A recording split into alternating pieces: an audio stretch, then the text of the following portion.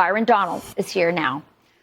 Congressman, I saw that video and a couple things struck me. First of all, as a woman, I noticed her screaming for help, and nobody really coming in and interfering and helping her. And the second thing is, it's pretty obvious. I mean, you don't need the receipts to know this woman is coming off of work. She's pregnant. Why would she want to steal a bike? Why did this get so off the rails? Well, first, it's good to be with you this evening. Likewise. To be honest with you, I don't even understand what's going on in this story. You know, when I was growing up, we were taught, first of all, you don't even really argue with a woman you don't know. And secondarily, you don't argue with a pregnant woman. Like, she's pregnant. Like, what are you doing even getting into an argument with her? You could figure out the situation in a bike pretty quickly. But this is ridiculous on its face. But I think it's more indicative of the climate we're in, which a lot of it is being driven by media, constantly trying to racialize everything. And then the stories that don't fit the narrative that they're trying to pursue, they just sweep under the rug that like they don't even exist. You know, like if you had a white kid trying to take the bike from a white woman, nobody would even care. But or whatever the case might be, nobody would be thinking about it. But it's not about the actual story. It's about trying to continue to push the narrative, because the narrative is what sells. The narrative is what gets clicks. The narrative is what keeps people looking. And it's unfortunate that our media has been so, frankly, disgusting in covering these stories that all they're trying to do is continuously seeking to divide us, as opposed to just bringing us the news that matters to the lives of the American people. Congressman, it's not just a media story. It's also a political story. I mean, you see the FBI looking for white supremacists in Catholic churches and among pro-lifers. Online, she was called a white supremacist.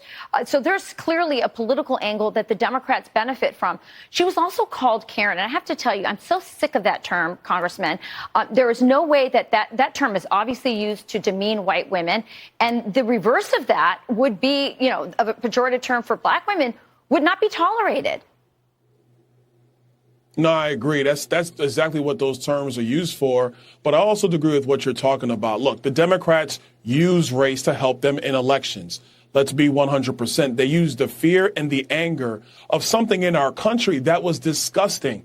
Black people being discriminated against in America, slavery, Jim Crow, etc., has all been terrible. But what they're doing now is they're weaponizing that history. They're weaponizing that deep-seated anger for political gain today. And that's what's dividing our country. And we got to get past this. Look, we got people in our country, whether you're black, you're white, you're Hispanic, the number one thing we all want is we want our kids to thrive and be successful. We want to be able to earn money in our careers, start a business, and just live life in harmony and peace. But when you have a political party who tries to look at everything through the vein of race, and when these stories pop up, they start showing up at every funeral that's going on or being involved in every story that's happening, that's the stuff that is actually dividing our country more than anything else. I think that love makes the world go round. I look at you and me. We're both in interracial marriages. Back in the 50s, 4% of Americans thought interracial marriage was okay. Today, 98% of 18 to 30-year-olds say it's okay. They want to take us backwards, don't they?